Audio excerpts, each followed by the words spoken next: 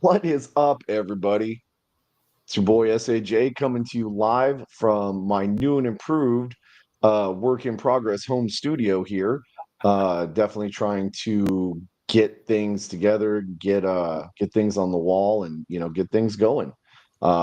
Still got some things to throw up, but I think we're going to be coming today from the Eisenhower Flea Market Studios. Maybe That's a I can good find some one. merchandise there. That's a good one right there. What is up? I am BD today. Today I'm going to be coming at you from the Ryan Steakhouse Studios. Great place to always Uh, go eat. I used to love it when my family would go there when I was a kid. I never went there. Never went there. No, So I'm not familiar with this place. So, but John, that's what okay. is up? Thanks for joining us today. Take it easy John, on us, thank you. please. Yeah, thank you so much. I want to make sure I got to bring up the comments myself. John, thank you so much for such a wonderful visit this weekend on Sunday. Well, and even on Saturday, right? You saw some pictures from Brahma Babe and us, and we all kind of got together, me and Sleepy and Dirty and Amanda and John and Jill and Brahma Babe. Ironically enough, we went and had Mexican food in St. Louis.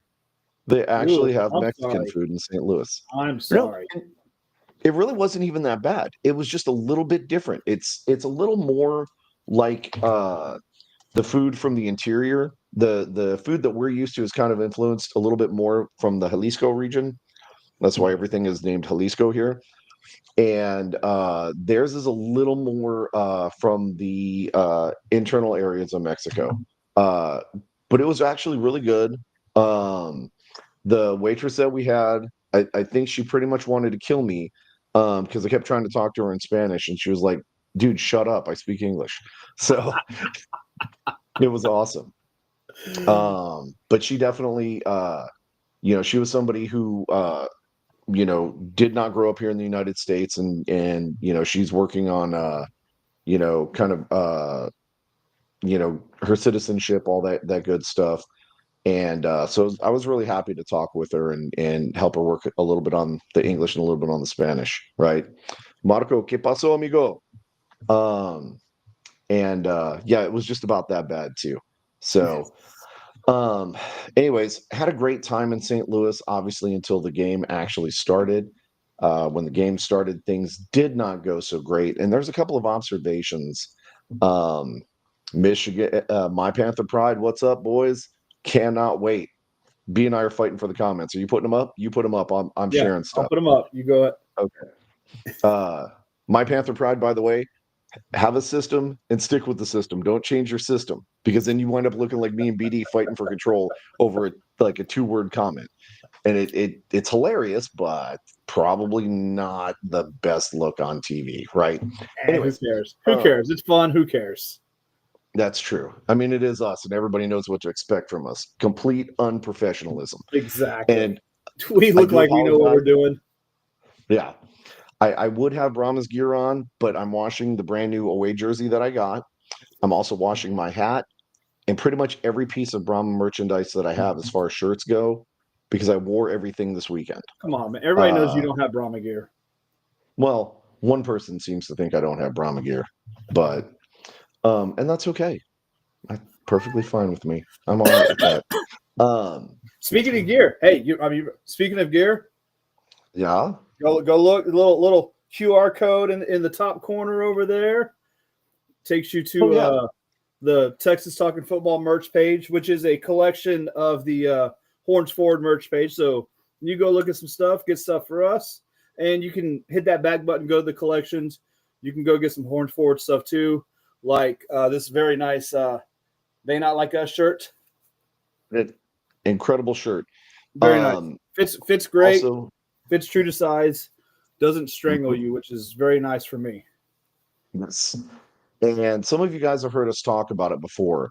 But the Horns Forward podcast, obviously that's our sister podcast. We're on both of them. But Tu Tempramasita and King Mars, who's DJ, right? They did a little collaboration together for military appreciation stuff. Like last month was Military Appreciation Month, and this month is Military Child Appreciation Month. they did this collaboration with a group called Mission 22, who is a advocacy group to raise awareness about veterans and veteran suicide, a very big problem that we never really hear about out here in the real world. So the reason I bring all that up is because proceeds, a certain proceed from us, I believe it's $2 from every Yeah, sale. $2 from every purchase. Yeah, it goes directly to that charity, right? Because this is something that's very big for DJ having been, or, being a military vet, us being here in Military City, USA, and pretty much 80% of our economy is because of the military that's here. So this is a very big deal to us, and it hits very near and dear and close to home. Heck, uh, Sleepy Brahma is a veteran. Brahma Bro is a veteran. Um, we are definitely connected with veterans, and so this is a big deal. So go to the home, go to our page. Definitely buy some of our merchandise, but check some of the merchandise over there out Yeah, as well. yeah, Because it goes definitely go to a check good out. cause. It's called the Honor and Courage Collection, and like we Mhm. said, $2 from every purchase goes to the Mission 22. Go check it out. Fantastic collection. So Yes. And then there's also um, our somewhat we're still connected with them. I don't know. I guess our Hermano show, um, Vamos Brahmas podcast, which will be Mike G. There you go. Mike G's an army brat, so he understands. He knows the life. Um, but our Hermano page, the Vamos Brahmas podcast, which is goes on Wednesdays. They even have some merchandise over there yep, also. So if you speak Spanish, definitely check them out. If you're trying to learn Spanish, go check them out. Right? They're really easy to follow. They do break it down a little bit, for some of us less bilingual individuals. And they've got some great merchandise over in the store as well. yeah. So buy some stuff over there, You help can them out you too. can get merch from the whole Horns Forward podcast cinematic universe or whatever call it, all the group of all of us. So really good Yep. stuff there. Yep. But now I think we So probably get into the not really good stuff of the game. I don't really. It hurts to get into the game. Um, so So B, you were at home. I want to bring up Havo's comment right here, and this is a prevalent comment that I've seen on Facebook. And yes, Mon is still our QB, and Havo, I've been seeing your posts and your comments, but he's probably going to continue to be our QB because he's probably the best option. There is a major drop off from QB1 to QB2, QB3. I mean, the backup QBs have been shifted. We're bringing in D2 guys. Who knows where he's sitting? He's just hanging out on the inactive list. Hogan was 2. Hogan dropped to 3. Garantano, who's not that good, was QB2. So I think Mon's going to stay. And if you guys watched Horns Forward podcast last night, you heard me talking about it. This is not just me being a homer for my fellow Aggie, but because Mon absolutely has work that he needs to do, play areas he needs to get better. But this is not all on him.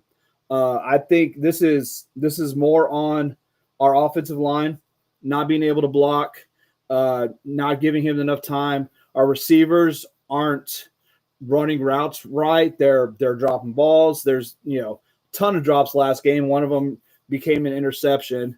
When Mon scrambles, which is rare, which is an issue for him, the receivers aren't recognizing that and getting into a position to be able to make a play.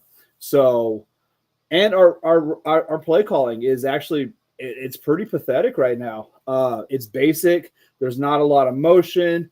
There's not a lot of the line's just blocking the guy in front of you. There's they're not pulling the line different directions. It's runs up the gut just in the center. They're getting stopped. They're not being very creative with runs. It's right now the entire offense is a mess. So I don't think it's fair to place it all on Mond. He has a part of it because he is the quarterback, but I think the team around him is just as much to blame. So Sorry, I'm yelling at a dog. So, um, I get what you're saying. I do.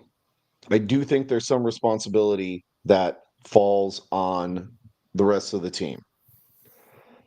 But I have a little different perspective this week because of having seen it.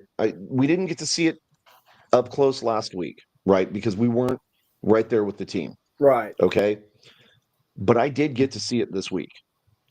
A lot of this needs to be shouldered by Mond. His disconnect from the team, his general lackadaisical attitude when he knows for a fact he overthrows his receiver. We go 3 and out. He sits down on the bench. That's the time when the quarterback should be going and talking to the receivers and saying, "Hey, look, man, I'm sorry. I expected you to zig and you zagged. Where are you supposed to go on that route? So I know when that play is called, where are you going?" Okay. Or, hey, man, this play is designed for you to do a Z route. You didn't finish the route. Where were you at? Right? Talk to me. Let's connect. Let's get that chemistry going so I know you're going to be there when I need you to be there and you're going to be open. But no, he sits down on the bench. Okay. I have a very big problem with Mond right now. Understand, guys, before this goes any further and I say any more about this, I am not criticizing or critiquing Mond's athletic ability. Obviously, he's a way better quarterback than I am. He was a starter at A&M. He had 3 different opportunities in the NFL. Now, granted, those 3 different opportunities did not work out, which, may be saying a little something, but he's a way better quarterback than me. And so I'm not critiquing his athleticism in any way, shape, or form.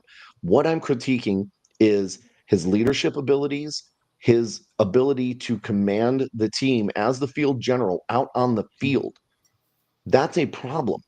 Okay. He is just kind of sitting there, right? And there's some other things that are going on also that we're not 100% sure about. And I don't want to offer too much speculation on them, but we do know that there is disconnect, and the veteran guys are starting to get frustrated with how things are going. You can see it in their face. You can see it when you talk to them. We talked about this a little bit on the Horns Forward podcast last night. Obviously, I was in St. Louis. I went and enjoyed the game. And I've got a little present for you, St. Louisian fans, here in just a little bit. We'll get to that in a second.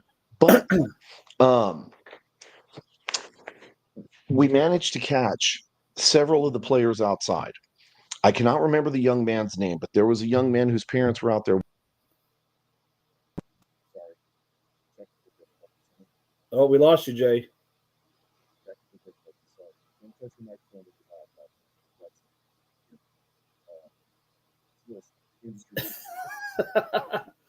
Anyways, I don't remember his name, and even if I could, I probably wouldn't throw him under the bus anyways because I just don't want to do that.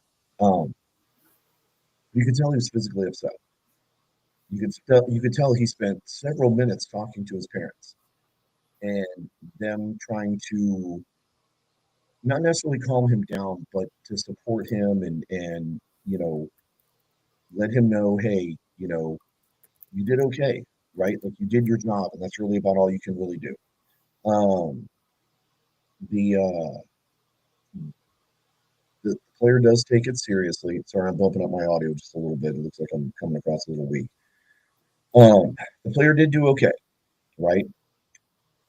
Then we saw some of the players that we knew, and some of them were upset to the point uh, where I don't want to say they were almost breaking down, but you could tell that they were not happy with what was going on. Those leaders that are on the team came up and apologized to us and said, "Guys, we're sorry. We're going to get it figured out. We're going to get it fixed." Then we saw some other players that walked by us, and we're clapping for everybody. We're like, "Hey, don't worry about it, man. Next game, we got this, boys." Right? We're trying to hype them up and stuff.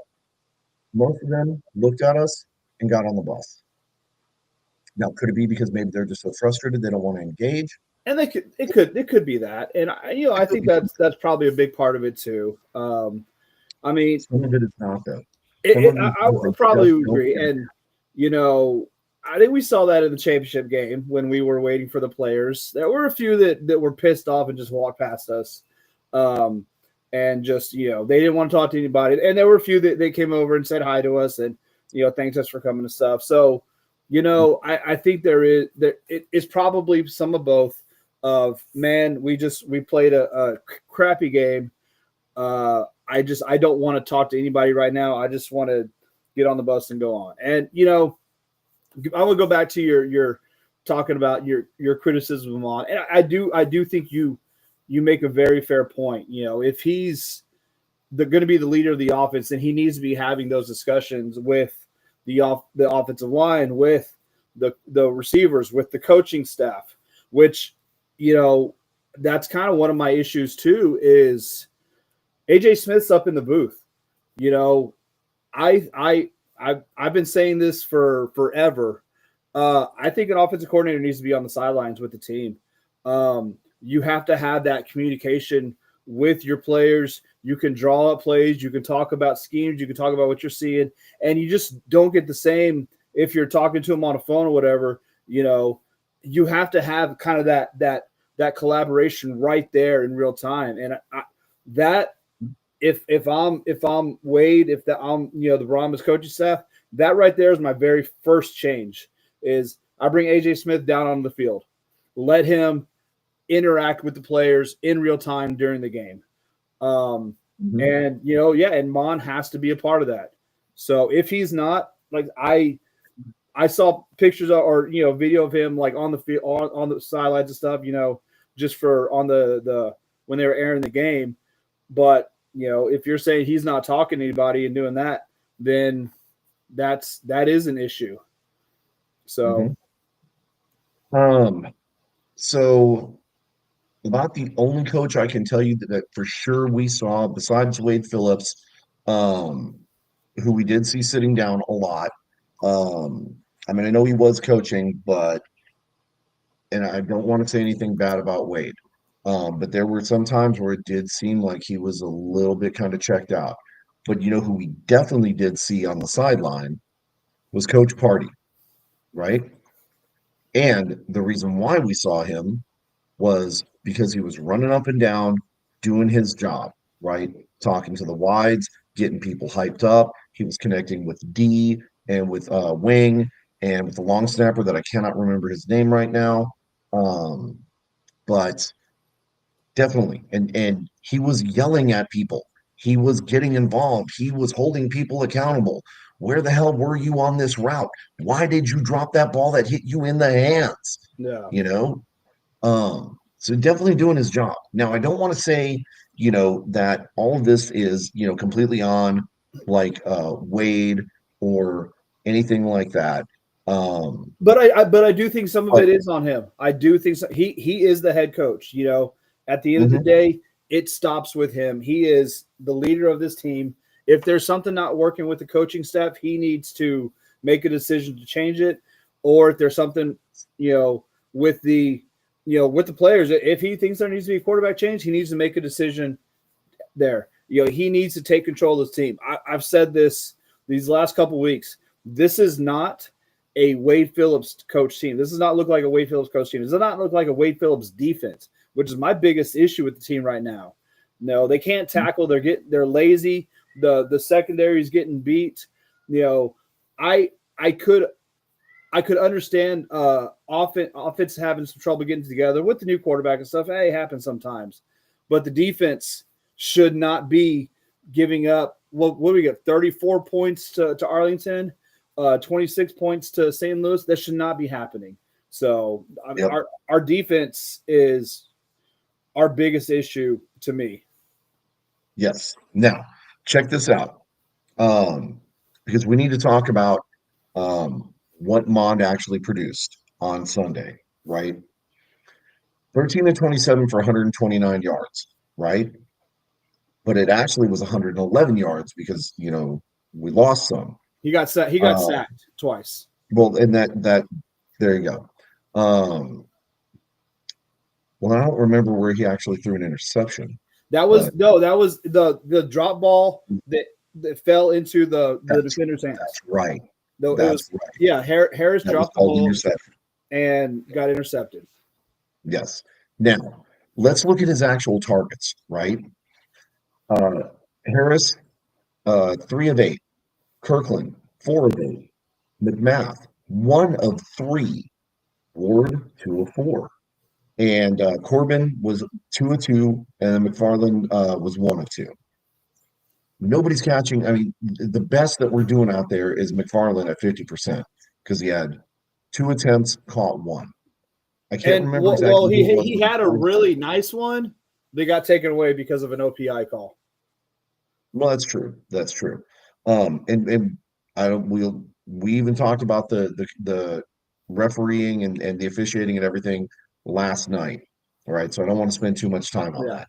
But Well, look, I mean, um, 13 to 27, there were five drops last game. So that right there puts you at 18 of 27. All those drops, I believe, would have been 4 or really close to a first down. So you mhm, add another, 40 to 50 yards to his passing total on there. You know, mhm. uh, 18 catches or 18 passes completed for 175 yards. That's not a terrible game, but Well, no, especially considering Manny Wilkins went 12 of 16, 162, yeah, right? So you're up above the 70% completion range where you kind of want to be. You can't expect to be perfect, but 48.1, that's just ridiculous. Okay. I do think McFarland, all things considered, with the struggles that we're having with the line and the fact that we keep running the same run scheme over and over again, I think McFarland had a pretty good game, 6 attempts for McFarland's been the 55 bright yards. spot on this team so far. And Mhm. why the hell he only gets 6 rushes a game is beyond me. It goes back to the AJ Smith play calling. What are they doing? He needs to start. He needs to be very active in this game plan. Him, Kirkland, and Harris, when he's not dropping the ball, has been very effective. So Mhm. those 3 guys, they need to eat. And Yep. Corbin, Lovett's a great running back, but McFarland is the lead running back on this team, and he needs to be treated as such. I mean, he averaged 9.2 yards per carry Sunday night. Yep. Yep. One other thing I would really like to see, guys like Greg Ward, who have experience, who may even have a Super Bowl ring, be the veteran receiver on the team. Talk to the younger guys, get them to calm down, get them to focus, Yeah. get them to catch the ball and not have it bounce out of their damn hands, Yeah. right? We got to get some cohesion here, or we're not going to do anything. We're going to be back to the 23 Brahmas, which everybody knows how much we struggled back then. And even then, we almost snuck into the playoffs, right? If it would have been if it would have been one Arlington loss, we would have gotten into the playoffs, right? Or a And field I don't goal want to get in that way, this much to the left, we would have gotten in. right? I don't want to get in that way. I want us to earn our way in. 7-3 is fine. So we still have a chance, right?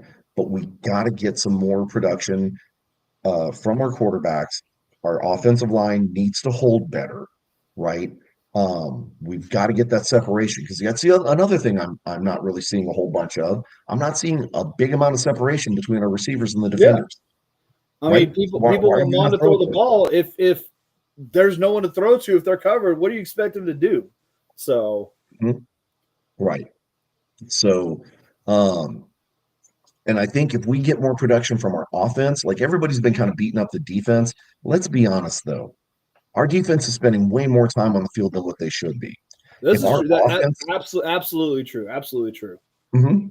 If our offense was producing something, that would automatically mean less time for the defense on the field, and they would automatically get better. So Yeah. we have to get some production from offense. We have to start putting points on the board. We have to start moving the ball down the field to let our defensive guys rest, right?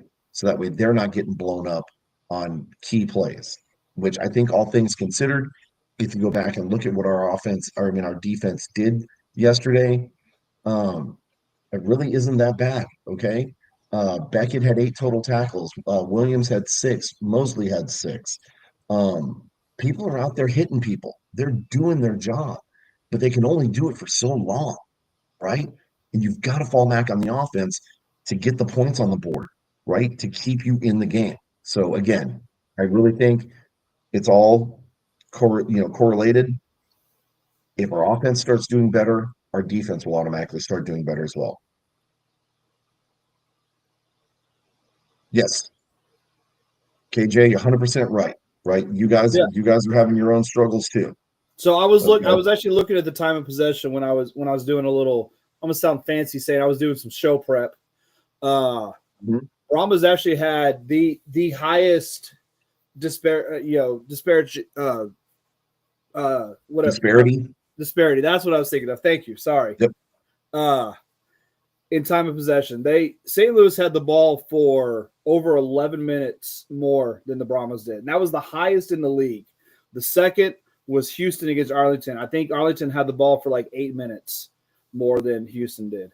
So the other two games, it was pretty close within like 2 or 3 minutes. But yeah, I mean, you can't. The defense is going to get tired if St. Louis is holding the ball for 11 minutes longer than your offense is. So, Yep. Yeah, we definitely got to figure stuff out, man. Look, if you're looking at the rest of the stats, we had 10 penalties to St. Louis's 5. Now, I think that's a little bit biased, right? We talked about the one that was in the first quarter, where our receiver, and I still can't remember who it is, but he hit Wilkins in the face mask. Prior to that, Wilkins was taunting him, and I've heard that there was grabbing of the face mask from Wilkins on our receiver. I don't know if that's true. I need to go back and watch the film and see. If no, that's the case, it wasn't. There was no grabbing the face mask. So I mean, it was kind of a goal line play. Wilkins ran in, and he basically ran up and he got in the receiver's face, or not. It's not the receiver. It's the secondary player. Got in his face, and like the face masks hit together. Wilkins started, and then the receiver like smacked the ball out of his hands and like pushed his face mask back and stuff. So, right.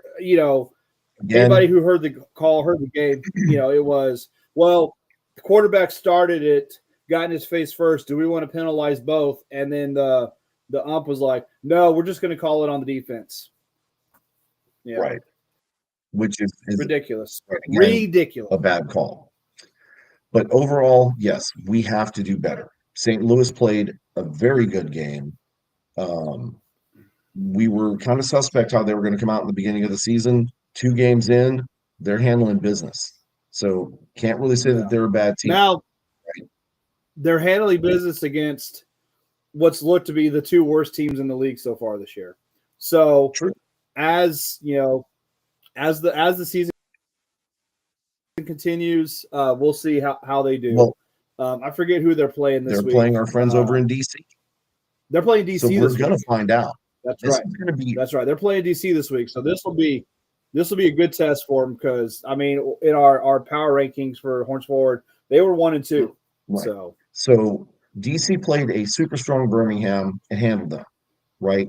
They played a Memphis Showboats that's on the rise, right? Because they got their head coach back, so there's a morale boost there.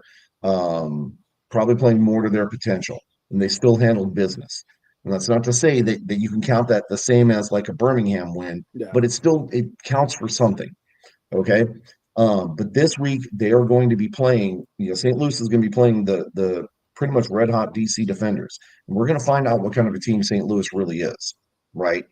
I don't think the crowd noise, I don't think any of that nonsense is going to make a difference with DC. Okay. I really don't. They've dealt with it before. It's no big deal. Now, let's talk about crowd noise. Here, we're bringing back a segment that I haven't done in a long time. So, folks, get comfortable, pull up a chair, get yourself cozy, get yourself a nice drink, because we're about to dive into something real quick. Okay? Crowd noise is a crucial and critical part of the home field advantage. And I have no qualms with that whatsoever. You want to yell, you want to stomp, you want to get crazy, you do your thing, whatever you want. Okay? Um, what I have a serious problem with is when you're specifically attacking players. BD and I are some of the most annoying people in this league, comparable to some of the most annoying people in the NFL, right? I know it's a big surprise, but hear me out. When we're going after players, we're annoying them with typical stuff like, hey, I remember the first time I dropped an important pass, or hey, where were you on that one? You zigged, you should have zagged. What's going on, buddy? Right? We're playing on the things that they're already struggling with. But that's about as far as we take it. We don't make it personal. We don't attack players or their families or anything like that. The section that we were in, everybody that was in that section, well, I shouldn't say everybody, right? That's a gross generalization, and I shouldn't do that. But the folks that I'm talking about, and you know who I'm talking about, if this is getting under your skin, you know who you are. Okay. Um, there were people that were saying things that I refused to repeat it. I refused to repeat last night, and I will refuse to repeat on this show because we do have some younger viewers watching. Needless to say, your display of fanship, if you will, was absolutely pathetic. The things that you said to some of the players, you were lucky you didn't get pulled out of the stands and get the absolute snot beat out of you. Okay. I'm glad our players have enough tact and wherewithal to not lose their cool like that. But some of the things, um, um, uh, John, um, I'm not going to identify who you were talking about. Um, but no, it wasn't. I mean, there was a bunch of them, so I can't specifically single any one person out. You guys are supposed to be representing your fan base, okay? To say things like "f you" and "you suck" and that's why you can't make it in the NFL, something that you guys as fans should all have a problem with. That's why you're in this trash league. There was a word in between that I'm not going to say, right? Derogatory things like that are not only bashing the players, they're also bashing the team and the organization, right? And we've talked about it before. We're all in this together, okay? This is the opportunity for people to hone their skills and either get into the NFL or get back into the NFL. No one expects these guys to be superstars right off the bat. They do have to work at it. But for you to sit there and attack them is classless and tasteless and done in completely poor sportsmanship. Okay. So, St. Louis fans, and you know who I'm talking about, you know I'm not talking about my friends John and Jill, Dirty and Amanda, Daddy Ed and Mama Bear, and everybody else that, welcomed us with open arms, Excalibur, Toby the Beard, Mark Allen with the horns, Wayne the Cigar Guy, all of you, even the Battlenecks, right? The Battlenecks welcomed us with open arms. And we're harassing our team, but doing it the same way that BD and I would, right? For the rest of Yeah. you St. Louis fans that were acting like trash, you are trash. Do better. Don't come to these games if you're going to act like that and try and bring down the whole entire league because your poor sportsmanship and your attitude is what's helping keep fans away from this league. Okay? Freaking do better. Very nice. Well said. Well said. I mean, like you said, man, there's a place for trash talk, which you and I do very well. We have, we are unapologetic about our trash talk, to the opponents, to the visiting teams. That's why we sit on the visitor side, but we keep it about the game. We don't make it personal. We don't insult their talents or their careers or anything like that. That's way too far. Talk about the game, talk trash, whatever. Keep it about that. Don't make it about anything else. Yep. So Even Renee slipped up and said a couple of curse words because she was getting so annoyed. And I she would want to never commend do that. her on keeping her cool also because there was one person in particular that happened to be attacking her favorite player. And she actually said something to him. She was like, hey, guys, not him. Don't pick on him. That's my favorite player. He's doing fine. And I think the response was like, oh, that's why he's in this league, huh? or something, again, something derogatory, and Brahma Bay blew it off like a champion. Okay, shot against the Philly fans. This would be like watching the dirtiest of the dirty, filthy fans doing their thing. Okay, it was just bad. Anyways, we did not come out with the win. Things are not looking so good, but we have a chance to turn it around, right? Let's go over to our opponent, Michigan, who last week happened to play the Birmingham Stallions, and they lost 21-12, but it wasn't really a horrible loss, right? If you look at the stats, Birmingham wound up coming out with the win, 21-12. They were pretty much in command except for that fourth quarter, which, honestly, Birmingham probably didn't expect Michigan to come back and fight like they did. Um, Looking at the stats, um, they're a little bit lopsided as far as the score, but pretty much everything else was, almost even, right? 271 total yards, No. 252. Birmingham threw more, but they rushed away less. They had more penalties. They had less first downs. They had one more third down and no fourth down attempt. But the fact that they were able to march down the field and score points with their kicker until they actually got, um, let's see, I'm trying to look at where they wound up. Third quarter, bum, bum, bum, bum, bum. Yeah, they got a touchdown in the third quarter, and they got a touchdown Okay, in the fourth right. quarter. But Michigan's defense managed to keep Birmingham out of the end zone for 2 full quarters. Okay, which Michigan's got a pretty good defense, and I mean they put up 120 yards rushing also, which are kind of two of our biggest struggles right now, stopping the run and our offense. Yep. So, this is going to have to be a get right game for us. yes, against We can't go 0-3. I don't I don't see us winning 7 straight because I think we need to be 7-3 to make it in the playoffs, unless DC and St. Louis just absolutely drop. I don't expect Arlington to be there at the end, so I think it's going to be DC and St. Louis are the ones we're going to have to probably be chasing if we're going to get into the playoffs. So yeah, we've got our hands, full dealing with a very rowdy Michigan defense. The only thing that plays in our favor is that Michigan did trade away who was, projected to be their number one receiver this year to Houston for an offensive lineman, probably because they needed help. And honestly, who doesn't on the offensive line? So that's going to be a fun game to watch. We're actually going to be in Michigan with that, with My Panther Pride. They've been gracious enough to open up their tailgating to us. And I'm really looking forward to hanging out and meeting those guys, going to Ford Field, and maybe saying some curse words in honor of my Green Bay Packers. I really won't do that. I mean, I'm just looking forward to going and checking it out and meeting some new people and hanging out. I mean, if you had any respect as a Packers fan, you'd pee on the field, or on the dome somewhere. Just saying, So I would. I will. All right, good. But nobody will know. Nobody will know. I'll do it all in secret. It'll be fine. Everybody will be like, Jay, why are you just standing there? Keep going. Keep walking.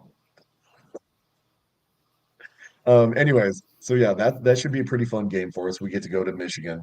DC is going to come in and hopefully stomp the tar out of St. Louis. And the best part is you're still going to get dirty in an indoor stadium. You're not going to hear anything that's going on. And the lights aren't going to help, that they spent all this money on their new, so you can see the brand new turf. You're still not going to tell the difference. It's all that fancy lighting just to see the dust that's still on the seats. It's still the chicken coop. Never changed. St. Louis never changed. Now, I want to kick over garbage. I want to kick over. Sorry, did I say that out loud? Memphis and DC, right? Memphis obviously came back. They're a little bit more of a charged team. They took the lead early against DC. And then they made things interesting in the third quarter. Um, just didn't have enough juice, right? Um, and just they weren't able to fight through, but they still looked pretty darn good. Overall offense. And it was a close game. I mean, they kept fighting. Mhm, I mean, it was what it was a 5 point game, and I mean they were right there the whole time. Just any one swing they could have mhm, won the game. So I mean, kudos to them. Obviously Wisdom Hunt coming back was a big old boost for them. The offense looked a whole lot different than it did last mhm. week. So Offense, total yards, 308 by Memphis, right? So Perry's doing some work out there. And I know, you know, Michigan would probably have loved to have had him back, but he's still in the league, he's still getting work done. It just happens to be with Michigan now. And Tamu had, an okay day. You would have probably expected a little bit more from him, but then again, I mean, again, Michigan just looked better overall, defense and offense. Um, so that was a fun game to watch. And that was at 7. So I was actually had just gotten into St. Louis and we drove over to that Mexican restaurant. And so my back is to the TV where we were sitting at. So I had my phone in front of me and I'm watching the game the whole time while everybody's watching it behind me because that's how addicted we are to football. Okay. Um, right. but yeah, again, Michigan looks much better. And so that Houston Roughnecks game against Michigan is going to be pretty interesting, right? Does Memphis get their first win of the season? Or does Houston somehow magically become good? Or does Houston get Yeah. their first win? So it's going to be interesting to see how that goes, right? Do we wind up at the bottom this week? Like completely at the bottom. Um, and then of course, Houston and Arlington. One thing I got to ask guys for any of my Houston fan or Houston or my Arlington fans. Arlington, why you guys running over your mascot? Like what's up with that, dude? And that's like a headline. Dude, that was ridiculous. Oh my Yes. god. I absolutely cannot believe that you guys are running your mascots over and all that crazy stuff. It's just absolutely insane. Since you So, brought it, I do. There was a comment somewhere in the chat for it. Here we go. Here we go. Tim, yes, yes, justice for Billy, Tim, you gotta tell us, man. Why are you guys running over your mascot? What is going on with that? man. So, They anyways,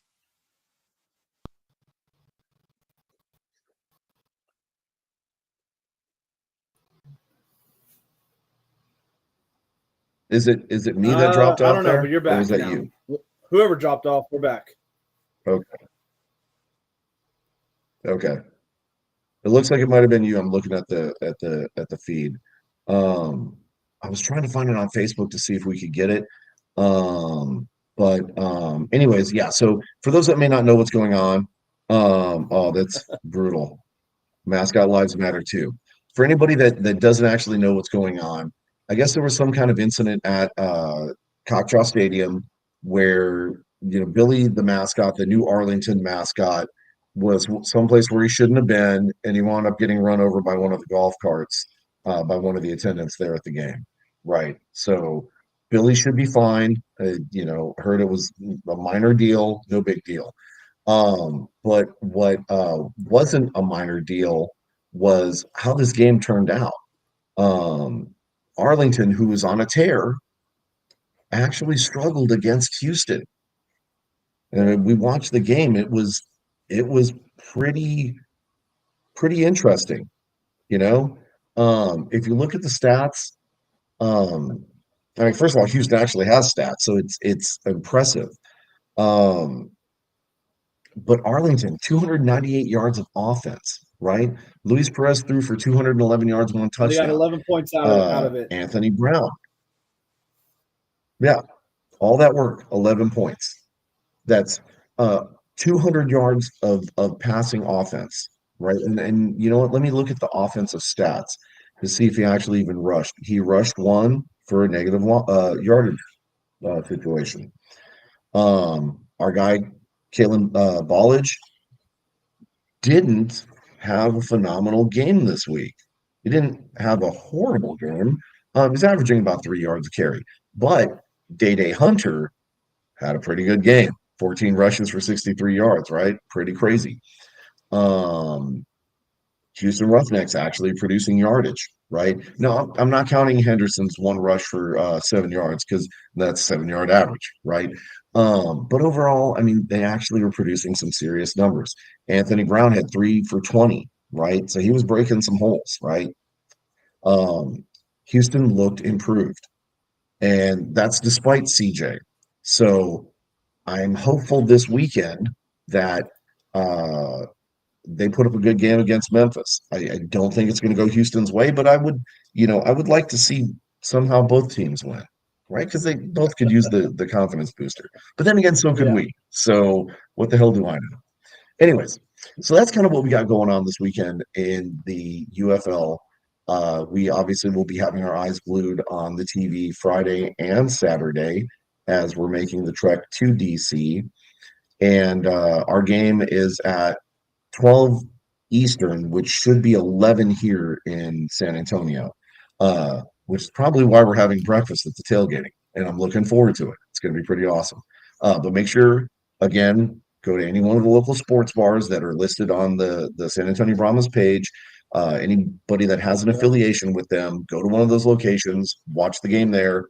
If you can't make it to one of those locations, go down to your local watering hole, ask them to turn it on the TV. Again, all views on this product matter. Okay. So the more eyes we can get on it, the better it is. Maybe turn it on at your local coffee shop, even. I mean, Ask it them to is turn the going to be an game 11 on. People are o'clock going to be game. like, So, what the hell is go the to your, problem? go to Yeah. you're going having a brunch or whatever, have that place turn it on. Just wherever you're at, see if they can turn the game on. Ask your pastor to bypass the video announcements this week and put the feed on in the main chapel, right? Jesus loves football too. It's fine.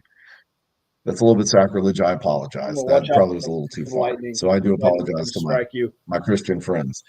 Um, but right, Brahma Baby even said you can leave your TV on at home, right? If you can't make it, leave it on at home. If you have like YouTube TV or something like that, record it and come back and watch it later.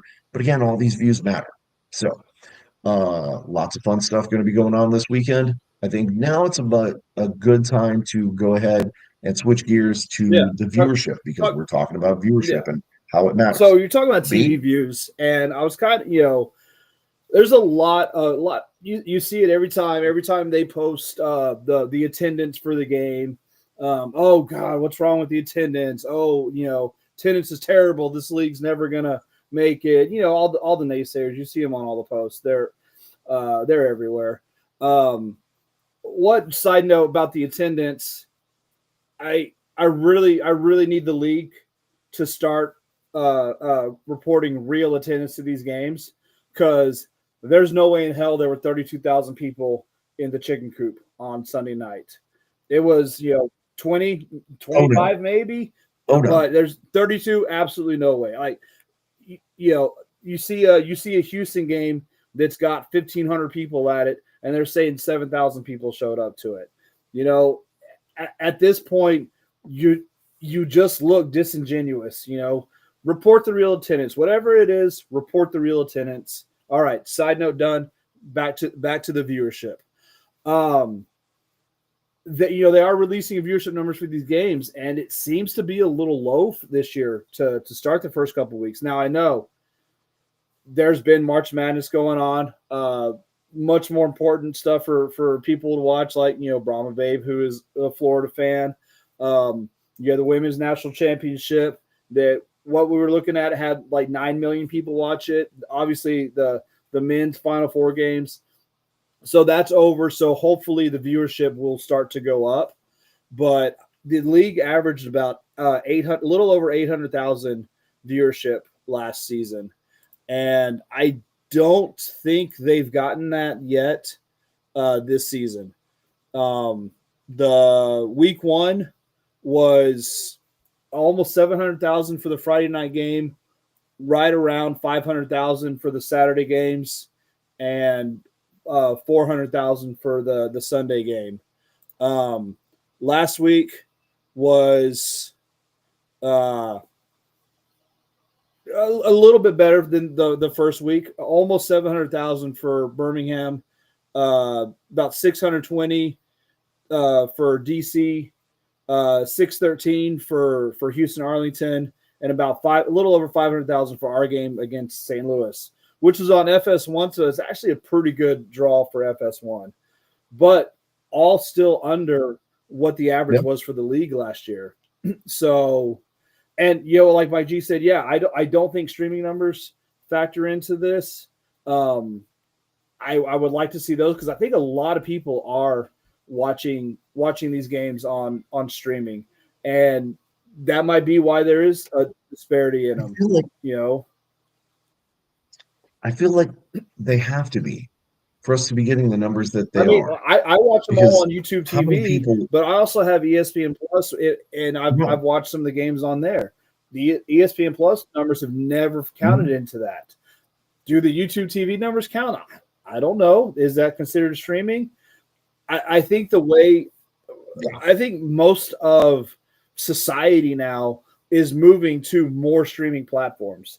So there's got to be a way to factor in these numbers to get an accurate view. They started on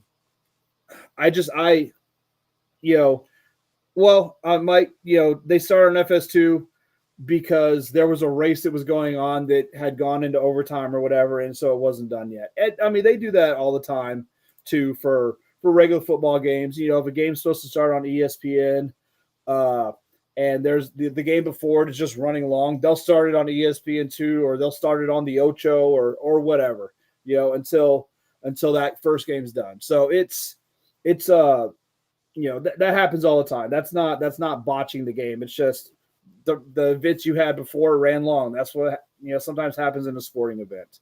But I'm not concerned about the viewership, but kind of teetering on that, where, man, I really, really want more people. Yeah, the Ocho, ESPN 8. Sorry, I had to share that, man. I love how a movie influenced a sports broadcast network to actually do something. Fantastic. But I'm looking at it like, what does the league need to do to increase viewership? I know we talk about it a lot. Hey, go to a bar, get it turned on, get more fans to come in, and I think I was listening to the radio last week. I was driving down in the valley, and so I got to listen to some sports talk that I normally don't listen to. And I was listening to the Dan Patrick Show, and he kind of started talking about the UFL. And I posted on one of our group chats, and he said, he was talking crap about the league. And he wasn't really, but what he was saying is the NFL is so involved all year round. He doesn't find himself missing live football. And I think a lot of his crew, the Danettes and stuff, we're kind of agreeing with that. Like, there's nothing about the league that really draws them to it. And I think that's probably a big factor for a lot of people. There's obviously some diehard football fans like us who there's football on, we're going to watch it, doesn't matter what it is. And there's a lot that really like football. Maybe they don't know it's on, or they just think, it's a gimmick league or something. So I think the league needs to start attracting those people. And, I think these games need to be a little more entertaining. They were talking on one of the broadcasts this weekend that so far, I think this season, every single game except for one has hit the under for the total points scored. And the one that went over was Arlington San Antonio, because Arlington scored a crap ton of points. And so I think the league has a you know, it needs to look better to people. There needs to be Mhm. more. I think there needs to be more scoring, more offensive production, because as much as I love seeing defensive battles, you know, what was it? Houston, 11-9 games, just really aren't that sexy. No, Um, no, and no, no, no. I just I, I don't think this league's going to fail right now. I'm a lot of people are doom and gloom and this is the last year. I don't think it's going to happen. They're already talking about expansion, saying they're going to announce it later this season, whatever. But I do think Right. they need to they need to do some stuff to kind of increase viewership, get more eyes on the league, like we've always talked about. So I think it's first of all, it's important to note that they are talking about announcing the expansion this year, which is bumped up on the timetable because if you remember correctly, they said they weren't going to announce anything until 26, right? Or towards the end of 25, going into 26, right? To build that anticipation. Well, they moved that up to build the anticipation, right? Because people are kind of not as connected as they were. Okay. I think they need to start doing more to actively engage the communities that the teams are currently in, right? And I think they need to solidify their partnership with the NFL and lean a little bit more into that and start Absolutely. using that to market this league. Okay. We already know that there's a sports network that, at least on their side, anyways, has been announcing that they're going to be broadcasting the games worldwide. And that's that DAZN sports network. I don't know if that's actually true. I don't know if they're partnered with the UFL or not. Again, we talked about it last week. We talked about it, I believe, on Horns Forward, but we don't have any confirmation from the UFL side if that's true or not. If it is true and you're not talking about it, that makes no sense, right? Yeah. You've got to get the word out there. Start letting people know that you're here and there's a reason why you're here. And maybe have a little bit more, have some sexier games, right? Have a little bit more action on the field. And a lot of that comes from the players and the coaches, right? It falls back on them. Yeah, I mean, Um, it's not like the league can we be got to like, grow "Hey, up, y'all, score more points." Okay, I mean, obviously, this right? is a team thing, but hmm But we can do, again, we can do more, right? Um, we got confirmation right here from our friend yeah, Havo I saw on that. this I think Ramos Mike had sent podcast. that to us the other day. That Yeah, yeah, it was working in Mexico for him. So and Arlington, case in point, that's kind of yeah, exactly what we're saying, right? The games have not been that exciting, minus the one blowout essentially that we had that actually went beat the under was our Arlington game against San Antonio because Arlington scored a bunch of points because we sure as hell didn't help, you know. But again, we got to do a little bit more. We got to get we got to get some more of the push out there. Um, this is tricky when you start trying to use other sports to promote a sport. Those relationships can get a little bit weird because obviously they're going to want something out of it in return. And what do we really have to offer? and Right. I've heard I have not experienced this obviously because I'm not in position to. I've heard the Spurs organization doesn't like playing with others a lot. You know, is that true? I have no idea, but but like you said, it's there's got to be okay, I'll give you something, you guys got to give me something. I mean, you just can't go, hey Spurs, can you guys advertise the Brahmas at a game? Because I know you got a bunch of games that are going to be taking up some time that when y'all are playing, and we'd like to draw some of your crowd off of that. They may not go for that, so Exactly. you've got to have some sort of reciprocal relationship with them. You know, Yeah. And again, um, the St. Louis Cardinals do promote the St. Louis Battlehawks. Um, but there isn't really much of well, a it's because there's conflict like of interest 500 there. baseball games in a season, and Mhm. if someone wants to go to a Battle Chicken game, whatever. You know, Okay. Here's something that could be beneficial, right? Again, the missions cross promoting for the San Antonio Yep. Brahmas via Yeah, I James saw that. Carr I got that via email from XFL. James. Okay, So hadn't had a chance to check that yet. That would be a good thing, right? But again, not really competing for the same fans because you can miss a baseball game or two and still be fine. Cardinals, I mean, it from what some of the locals in St. Louis were saying, there were more tickets distributed for the St. Louis Battlehawks than there were the St. Louis Cardinals for opening weekend, which by the way is another thing that we've been kind of battling with, right? Opening day weekend kind of happening at the same time as our league. Um, but but I'm almost willing to bet.